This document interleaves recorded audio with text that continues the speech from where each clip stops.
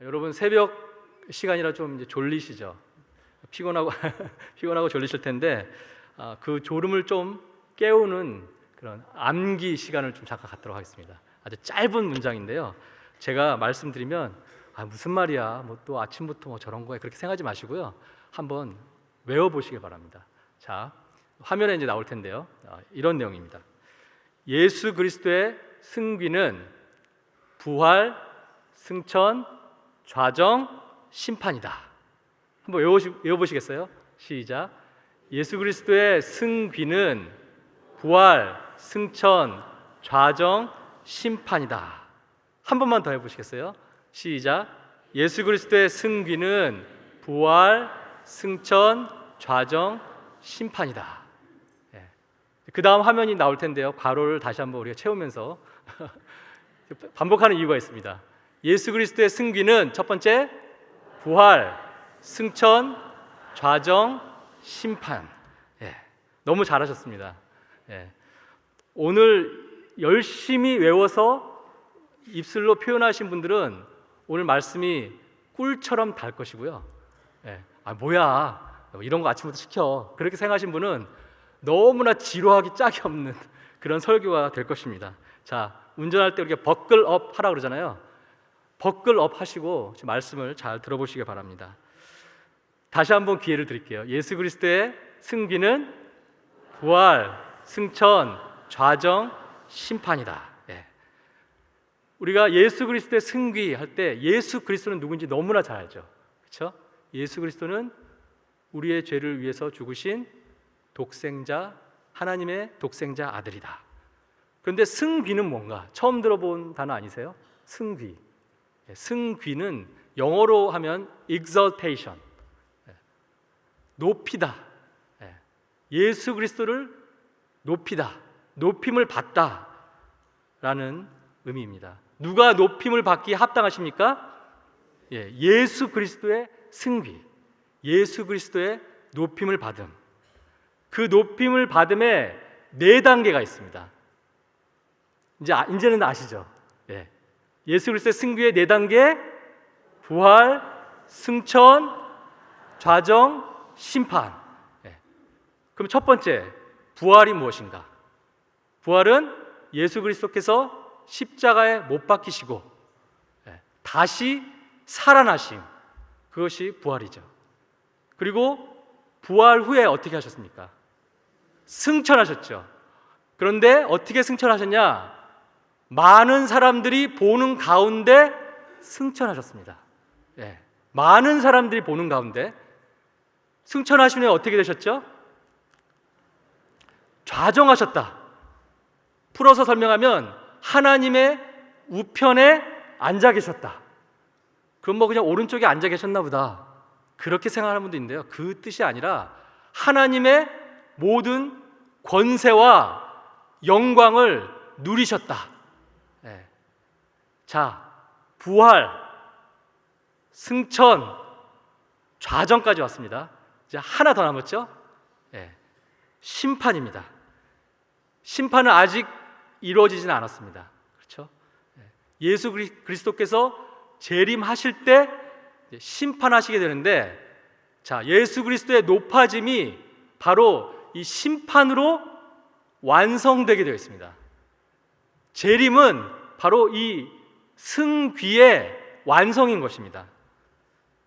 그런데 오늘날 많은 사람들이 재림을 생각할 때 두렵거나 이단이 주장한다거나 그렇게 생각하는 경향이 굉장히 많습니다. 하지만 우리는 재림을 생각할 때 예수 그리스도의 승귀, 높아지심, exaltation, 그것을 생각해야 하는 것입니다. 심판이 재림이 아직 오지 않았기 때문에 우리의 관점에서는 승귀, 높아지심, exaltation이 아직 완성되지 않았습니다. 그래서 심판은 지금도 진행 중이다라고 말할 수 있습니다. 심판이 가까웠다, 이렇게 말할 수 있습니다. 예수 그리스도의 재림이 아직은 이루어지지 않았다. 자, 그러면 재림을 한번 생각해 볼 텐데요. 다시 한번 여쭤보지만 재림을 생각하면 우리가 두려운가요? 어떤 마음이 드세요? 재림. 많은 분들이 굉장히 두려워하는 마음이 드는데 믿는 자들은 두려워할 일이 전혀 아닌 것입니다. 물론 신자들도 믿는 자들도 심판을 받습니다. 우리는 예수 그리스도를 믿으니까 심판을 받지 않겠지. 그러지 않고 심판을 분명히 받는데 성경 본문에 이렇게 나와 있습니다. 고린도후서 5장 10절에 보면 우리가 다 반드시 그리스도의 심판대 앞에 나타나게 되어 각각 선악간에 그 몸으로 행한 것을 따라 받으려 함이라. 우리가 다, 믿는 자들이 다 심판대 앞에 서게 된다. 또 있습니다. 로마서 14장 10절에 보면 우리가 다 하나님의 심판대 앞에 서리라. 믿는 자들을 포함한 모든 사람들이 하나님의 심판대 앞에 서게 되는 것입니다. 왜냐하면 이 땅에서 지은 죄가 있기 때문에. 아무리 작은 죄라도 우리는 수많은 죄를 지었습니다. 그렇죠? 앞으로도 지을 것입니다. 그 죄에 대해서 모든 사람들은 심판을 받아야 하는 것입니다. 그런데 믿는 자는, 예수 그리스도의 보혈의 능력을 믿는 자는 어떻게 되죠?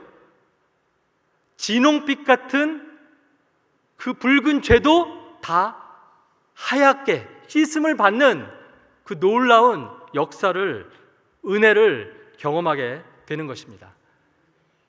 화면에 사진이 한 장 뜰 텐데요. 한번 보여주시겠어요? 혹시 저 장면 기억하세요? 네. 그 모래시계라는 굉장히 유명한 드라마에 최민수 씨가 심판대 앞에 서기 전, 죽기 전에 친구한테 뭐라고 그럽니까? 나 떨고 있니? 죽기 전에 나 떨고 있니? 라고 하는데 그 연기가 정말 죽기 직전에 사람처럼 연기해서 우리 마음에 공감이 참 됐었습니다. 그런데 지금 오늘 읽었던 본문 말씀에 데살로니가 교인들은 나 지금 떨고 있니? 그 마음으로 있는 그런 상태에 있습니다. 데살로니가 후서 2장 2절 같이 한번 후반부를 읽어보겠습니다. 2장 2절 제가 읽겠습니다. 주의 날이 이르렀다고 해서 쉽게 마음이 흔들리거나 두려워하거나 하지 말아야 한다는 것이다. 지금 데살로니가 교인들에게 어떤 세력들이 와서 재림을 이야기하면서 심판을 이야기하면서 마음을 막 흔들어 놓고 있어요. 그래서 마음을 막 두렵게 하고 있습니다. 오늘날에도 그런 사람들이 많이 있습니다. 어떤 날에 몇 시에 12월에 몇 명이 채워지면 그런 식으로 말을 하면서 재림과 심판을 이야기하면서 사람들의 마음을 두렵게 하는, 그리고 그들의 마음을 미혹해 하고, 그리고 그 다음에 자기 말을 따르게 하는, 내가 높아져서 나를 따르게 하는 그러한 미혹하는 자들이 많이 있는데 우리는 그들을 이단이라고 합니다. 그 이단들이 지금 데살로니가 교인들을 미혹하고 있는 장면입니다. 이렇게 재림과 심판에 대해서 누군가가 이단들이 이렇게 얘기를 하면 두 가지 현상이 일어나는데요. 그 미혹함에 빠지거나 아니면 재림 딱 들으면 그냥 무시해버리는 그 양극단의 현상을 우리는 보게 됩니다. 빠지거나 완전히 무시하는. 여러분들은 어떠세요? 재림이란 단어를 들으면 무시하고 싶은 마음이 드시는지 아니면 마음이 혹하는지 두려운지 한번 생각해 보시길 바랍니다.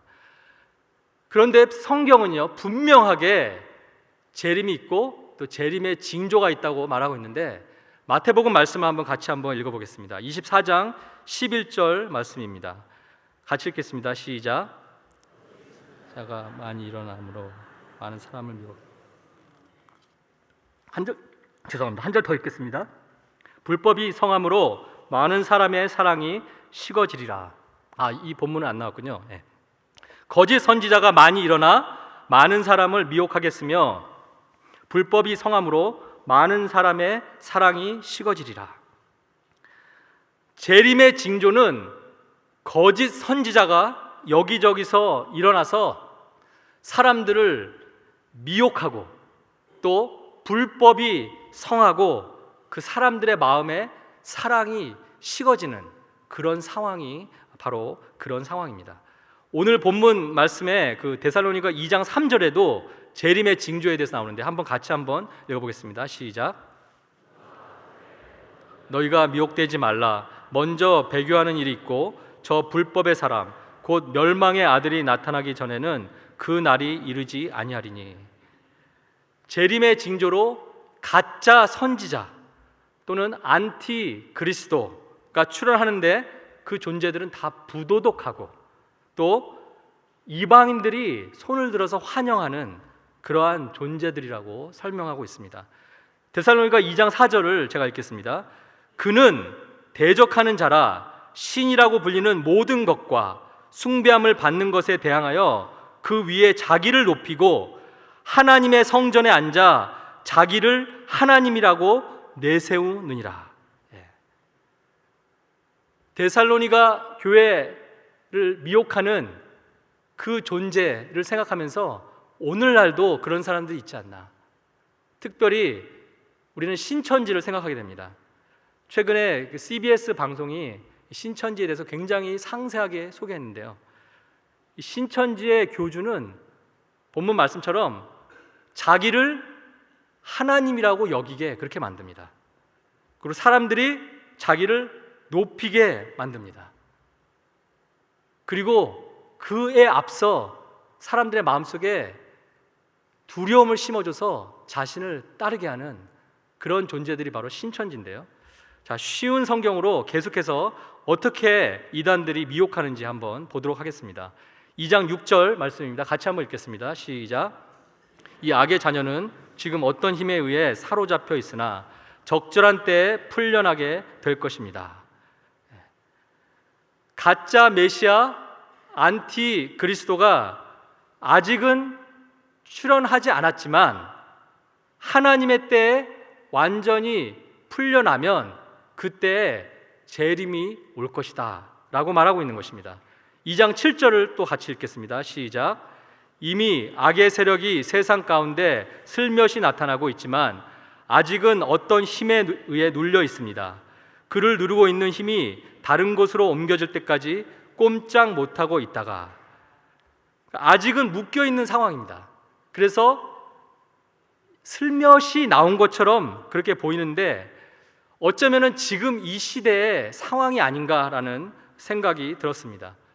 지금 이 시대도, 지금 이 세대도 가짜 그리스도, 가짜 선지자, 그리고 거짓 안티 그리스도가 이 세상에 슬며시 나와서 사람들에게 살짝 미혹하는 그러한 모습이 있지 않나.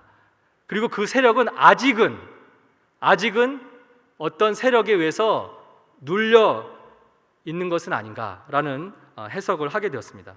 물론 솔직히 지금 이 세대가 어떤지는 솔직히 잘 모릅니다. 완전히 그 세력이 풀려난 시기인지 또 아니면 슬며시 나온 시기인지는 잘은 모르지만 제가 해석하기에는 지금 슬며시 대적하는 자들이 나온 그런 상황으로 보입니다. 자, 8절 9절을 한번 읽어보겠습니다. 제가 읽겠습니다. 마침내 이 악한 자는 그 모습을 드러낼 것입니다. 하지만 영광 중에 오시는 주 예수님께서 그분의 입에서 나오는 입김으로 그를 죽이고 말 것입니다. 그는 사탄의 힘을 빌어서 큰 능력을 보일 것입니다. 많은 거짓 기적과 표적을 행하는 것은 물론 진리를 사랑하고 따르기를 거부한 사람들을 자기 편으로 끌어들이기 위해 온갖 꾀를 사용할 것입니다. 만약 이들이 진리를 따랐다면 구원받을 수도 있었을 것입니다. 진리를 사랑하고 따르기를 거부하는 사람들을 자기 편으로 끌어들이기 위해서 온갖 꾀를 사용할 것입니다. 오늘날의 많은 이단들이 그 진리를 사랑하고 따르기를 거부하는 사람들을 지금 미혹하고 있는 상황으로 보입니다.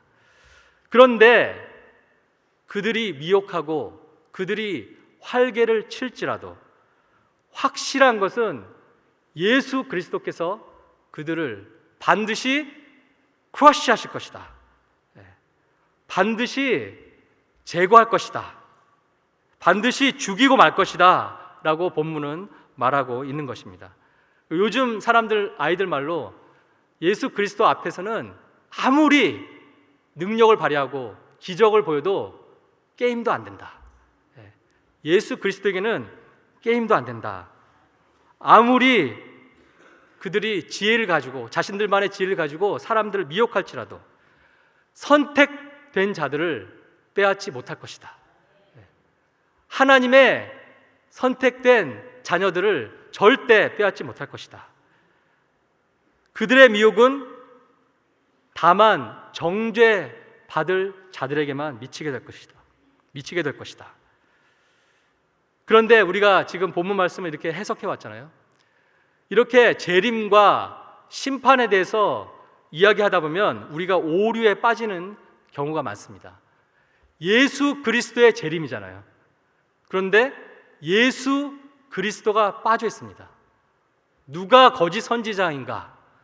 누가 미혹하는가? 언제인가? 그 날이 진짜인가?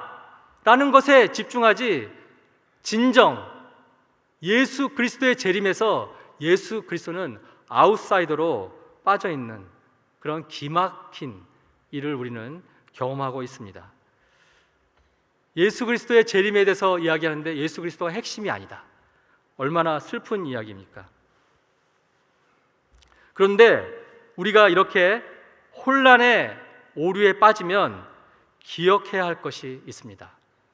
우리가 처음에 외웠던 예수 그리스도의 재림은 예수 그리스도의 승귀의 완성이다. 예수 그리스도의 재림은 예수 그리스도의 승귀의, 예수 그리스도의 높아짐의 완성이다. 자, 예수 그리스도의 승귀가 뭐죠? 기억하시죠? 네 가지 한번 해볼까요? 시작. 부활, 승천, 좌정, 재림, 심판. 심판과 재림, 심판 또는 재림. 재림은 예수 그리스도의 승귀를 완성하게 됩니다. 그래서 예수 그리스도의 재림에 대해서 누군가 얘기하고 또 내가 생각하고 묵상할 때 혼란에 빠진다면 곧바로 예수 그리스도의 승귀를 생각하시면 됩니다. 부활, 승천, 좌정, 심판 또는 재림. 그렇게 큰 그림으로 재림을 바라보면 홍 뭐뭐 하는 여성분이 나와서 한참 얘기하고 들어갔잖아요. 어떤 분들이 많이 말씀하셔서 제가 영상을 이렇게 봤습니다. 참 무례하면서도 참 말도 안 되는 얘기를 하고 있더라고요. 그런데 이 예수 그리스도의 승귀를 생각하면서 그들의 말을 들어보면 정말 어처구니 없어서 그 시간이 너무 아깝다. 그런 말에 전혀 귀를 기울일 필요가 없다라는 생각이 들게 됩니다.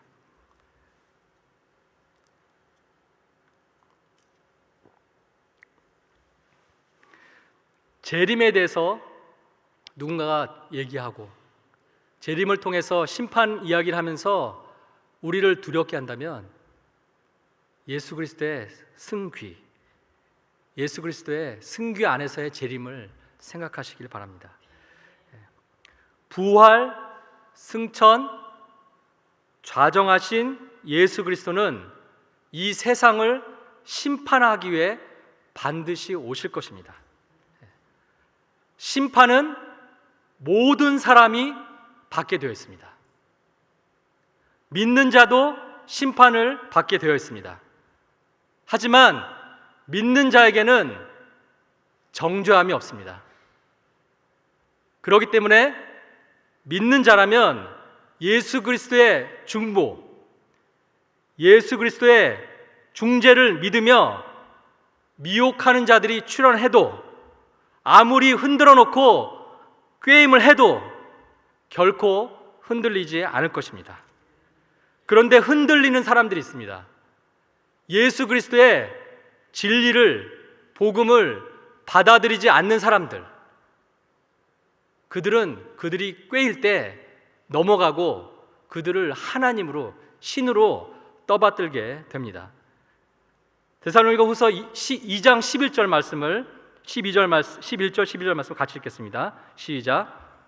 이들이 진리를 따르는 것을 거부했기 때문에 하나님께서는 그들이 진리를 떠나 헛된 것을 쫓아서 잘못된 길로 가도록 내버려 두셨습니다. 그렇기 때문에 진리를 믿지 않고 죄 짓는 것을 즐기는 사람들은 심판을 받게 될 것입니다. 예수 그리스도의 재림 때 진리를 거부했던 사람들은 모두 심판과 정죄를 받게 되어 있습니다.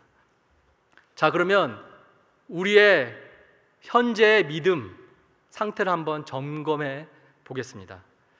자, 새벽 기도도 열심히 나오고, 말씀도 열심히 읽고, 열심히 섬기고 있는 우리는 이 교회, 베델 한인교회, 이것을 유형교회라고 하거든요. 유형교회 교인들입니다. 유형교회 회원들입니다. 그런데 저 하나님 나라에 가게 되는 무형교회 회원인가? 내 자신이 그 무형교회 회원인가 한번 점검해 보면 좋겠습니다. A.A. 하츠라는 박사님이 웨스트민스터 대요리 문답에서 해설서에서 4가지를 질문하셨는데요. 한번 여러분도 이 질문에 답을 하면서 내가 무형교회 회원인지 한번 살펴보시길 바랍니다. 첫 번째 질문. 당신 안에 거짓 없는 겸손이 생산되고 있습니까? 겸손한 척이 아니라 거짓 없는 겸손이 당신 안에 지금 생산되고 있습니까? 내 양심이 네라고 말한다면 우리는 무형교회 교인일 가능성이 큽니다. 두 번째 질문. 거룩을 연습함에 있어 엄청난 부지런함을 생산하고 있습니까? 교회에서 제공하는 각종 훈련, 각종 기도 모임, 말씀 훈련의 자리에 엄청난 부지런함으로 생산하고 있습니까? 그냥 나 장로니까, 나 권사니까 체면 때문에 가는 것이 아니라 엄청난 부지런함으로 그 거룩함에 참여하고 있냐는 말입니다. 내 양심이 네 라고 답한다면 무형교회 회원일 가능성이 큽니다. 세 번째 질문. 정직하게 자기를 점검하고 하나님의 뜻에 맞게 살고 있는지 살피고 있습니까? 말씀을 읽고 기도하면서 내 자신을 정직하게 점검하고 또 하나님 앞에서 하나님 뜻에 맞게 살고 있는지 살피고 있습니까? 말씀을 읽지 않고 기도를 하지 않으면 우리는 정직하게 살필 수가 없습니다. 오직 말씀에 비치는 나를 보면서 정직하게 나를 볼 수 있는 것입니다. 이 질문에 양심으로 네 라고 답을 하셨다면 무형교회 회원일 가능성이 큽니다. 마지막 질문을 드립니다. 하나님과의 교제를 끊임없이 갈망합니까? 예수 그리스도 안에서 회복된 우리가 당연히 하나님과의 교제를 갈망해야 하는데 때로는 갈망하지 않고 그냥 세월이 흐르는 대로 지나가면서 살 때가 너무나 많이 있습니다. 내 안에 하나님과의 교제를 진심으로 갈망하는 마음이 있다면, 양심껏 네 라고 답했다면 우리는 무형교회의 회원일 가능성이 큽니다.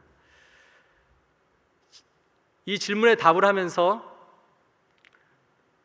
양심껏 네 라고 했다면 물론 우리는 확신이라는 말을 이렇게 쉽게 쓰지만 우리의 불완전한 상태로 확실히 그렇습니다 라고 말할 수는 없습니다. 하지만 확실한 것 같습니다 라고는 말할 수 있습니다. 확실한 것으로 추정할 수 있겠습니다 라고 양심껏 내라고 한 분들은 그렇게 생각할 수 있겠습니다. 진정한 확신이 있는 자 또는 확신이 아닐지라도 그렇게 추정하는 마음이 든다면 그런 분들은 재림 예수를 기다리고 있을 것입니다. 왜냐하면 재림은 예수님의 승귀, 높아짐의 완성이고 우리는 그 영광스러운 일에 참여할 것이기 때문입니다. 그 영광에 참여할 수 있기 때문에 재림하면 우리는 기쁘고 감사하고 마라나타 주 예수여 어서 오시옵소서, 마라나타 주 예수여 어서 오시옵소서라고 고백할 수 있는 것입니다. 우리 그 마음으로 한번 같이 마라나타 주 예수여 어서 오시옵소서 같이 찬양하도록 하겠습니다.